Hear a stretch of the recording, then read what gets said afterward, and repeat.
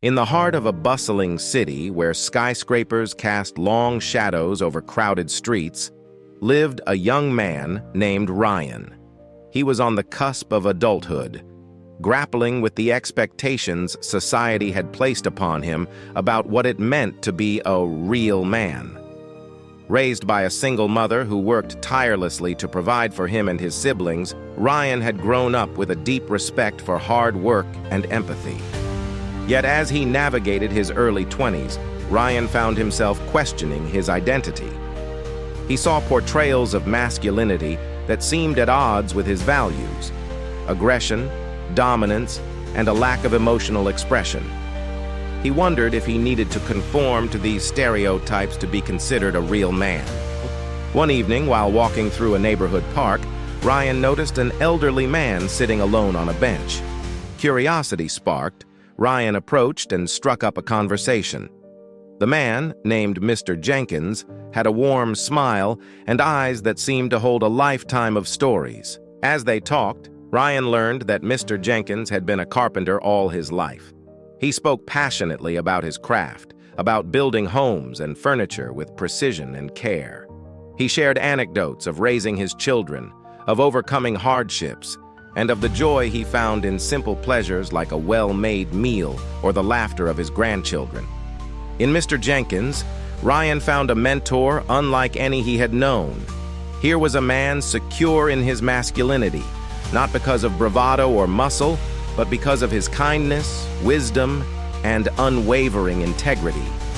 Ryan began visiting Mr. Jenkins regularly, soaking in his stories and advice. One afternoon, Mr. Jenkins handed Ryan a weathered toolbox. Inside were well-worn tools, each with a story of its own.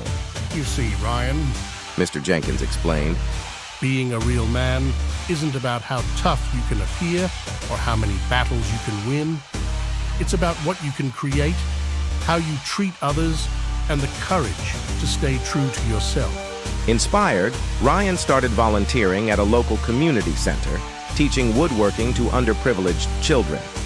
He discovered a passion for teaching and found fulfillment in helping others discover their own potential.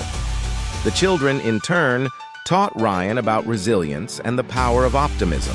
Over time, Ryan's perspective on masculinity evolved.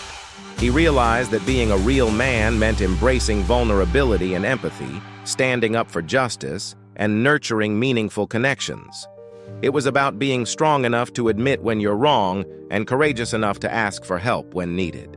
Years later, Ryan sat on a bench in the same park, now a seasoned carpenter himself.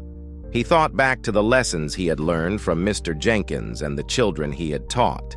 He had come to understand that masculinity was not a rigid set of rules, but a journey of self-discovery and growth. As the sun set over the city skyline, Ryan felt a deep sense of gratitude for the people who had shaped him: his mother, Mr. Jenkins, and the countless others who had shown him the true meaning of being a real man.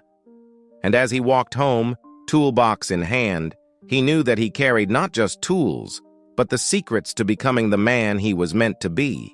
Thanks for joining us. If you enjoyed this content, don't forget to subscribe for more. Stay tuned for new stories, tips, and adventures. Hit that subscribe button now and be part of our community. Together, we'll explore, learn, and grow. Thank you, and see you soon.